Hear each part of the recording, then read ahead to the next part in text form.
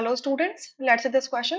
The question says Rutherford's experiment on scattering of alpha particles showed for the first time that the atom has electrons, protons, neutrons या फिर nucleus.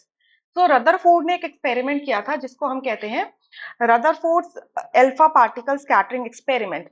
तो इस experiment में क्या किया था कि गोल्ड का थिन फॉइल लिया था 1 एटम थिक और उस पर हमने अल्फा पार्टिकल्स को हिट करवाया था. सो वहां से तीन चीजें देखने के लिए मिली थी. तीन ऑब्जर्वेशन आपने देखे होंगे. पहला ऑब्जर्वेशन क्या था कि जो अल्फा पार्टिकल्स थी, जो इनकी बीम थी, जो इनकी रे थी, जब जाके उस गोल्ड फॉइल को अटैक करती थी तो कुछ में स्मॉल डेविएशन आते थे और कुछ में आपके लार्ज डेविएशन आते थे. ठीक है, तो डेविएशन कब हो रहे हैं? अल्फा पार्टिकल्स कैसे होते हैं? ये पॉजिटिवली चार्ज होती हैं. तो डेविएशन तो तभी होगा ना जब पॉजिटिवली चार्ज पार्टिकल्स को जाके अटैक करेगा. यानी कि एटम में कुछ पॉजिटिवली चार्ज पार्टिकल था. ठीक है.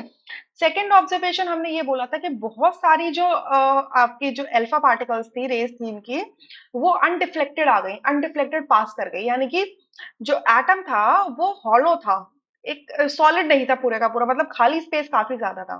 और बहुत ही कम ऐसी रेस थी जो बाउंस बैक करती थी 180 डिग्री पर. ठीक है, बिल्कुल ही बाउंस बैक कर रही थी. इसका मतलब जो पॉजिटिव चार्ज था वो एक स्मॉल एरिया के अंदर, स्मॉल पोर्शन में ही क्या था, एक्यूमुलेटेड था. वो बहुत ज्यादा डेंस था, हार्ड था एंड रिजिड था. तीन ऑब्जर्वेशन यहाँ से देखने के लिए मिलती है. सो अगेन इन तीनों ऑब्जर्वेशन से ये क्लियर हुआ कि पॉजिटिवली चार्ज पार्टिकल है एटम के अंदर जिसका बहुत ज्यादा मास है. एक्चुअल में वही उस एटम के मास को कॉन्स्टिट्यूट करता है एंड दैट इज न्यूक्लियस. सो यहाँ से डी ऑप्शन करेक्ट होगा, rest option would be incorrect. I hope you understood this question really very well. Thank you.